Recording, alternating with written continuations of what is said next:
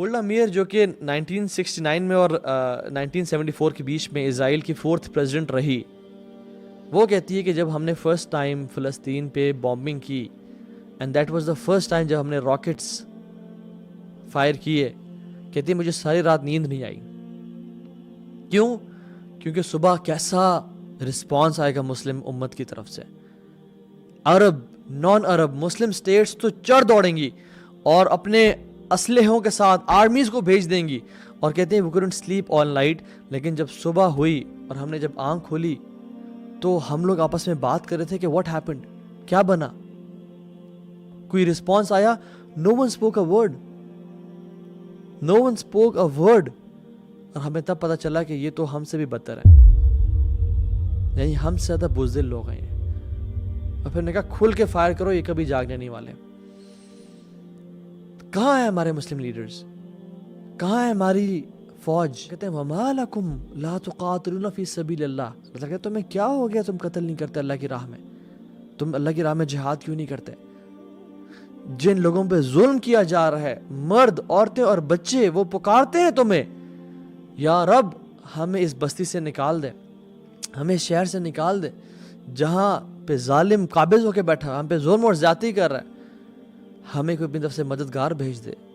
وہ ہمیں پکار رہے ہیں اس ٹائم، وہ ہمیں آواز دے رہے ہیں اس ٹائم، اور ہمیں سانپ سون کے بیٹھا ہوا ہے۔ واللہ یہ آزمائش ہم سمجھ رہے ہیں کہ ان پہ ہے، یہ آزمائش ان پہ نہیں ہے، یہ آزمائش ہم پہ ہے۔ جو انسان میوزک نہیں چھوڑ سکتا وہ الیکسا فتح کرے گا، جو نشے نہیں چھوڑ سکتا وہ الیکسا کو فتح کرے گا، جو حرام ریلیشن شپ نہیں چھوڑ سکتا وہ قدس کو جا کے کانکر کرے گا، وہ اللہ کے راستے میں لڑے گا۔ It is time to leave the life of sins. Wallahi, if this does not wake you up, what will? Nothing else will. This should wake you up. This is the time. And ان کو ڈر ہے کہ یہ کہ ان کو اپنی history سے واقف نہ ہو جائے، یہ کھڑے نہ ہو، یہ دین پہ نہ آ جائیں، پریکٹسنگ نہ بن جائے۔ The best response to them is living the life of sins. اللہ کی نافرمانی کو چھوڑ دیں اور کھڑے ہو جائیں، یہ وہ ٹائم ہے۔ اور اپنی ایک ریولوشن لے کے آئیں اپنے آپ میں، اپنی لائف میں، اپنے بچوں میں، اور اللہ سے وعدے کہ یا رب ہم نے نور الدین زنگی بننا ہے اور ہمارے اولاد نے صلاح الدین ایوبی بننا ہے انشاءاللہ، کیونکہ definitely the change has to come over time۔ میں اور آپ اللہ سبحانہ تعالیٰ کو کیسے فیس کریں قیامت کے دن؟ ہم کس چہرے کے ساتھ جائیں گے اس دن اور کہیں گے یا رب ہمارے ہی دور میں یہ سب ہوتا رہا لیکن ہم کچھ نہ کر سکے۔ روزانہ مرنے سے تو بہتر ہے کہ ایک ہی دفعہ انسان مر جا کے وہاں پہ۔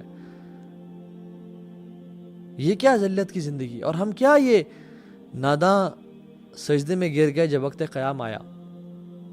ہم عبادات میں مصروف ہیں، ہم نمازیں پڑھیں اور سجدے کریں، وہ ٹھیک ہے، فرض ہے، وہ کرنے ہیں، لیکن واللہ ڈر لگتا ہے کہ اللہ سبحانہ تعالیٰ یہ پوچھے کہ تم تو سجدے کرتے رہے، تم باقی کام تو کرتے رہے، لیکن جب خواتین پہ اور بچیوں پہ اور مردوں پہ ظلم کیا جا رہا تھا پھر تم کہاں تھے؟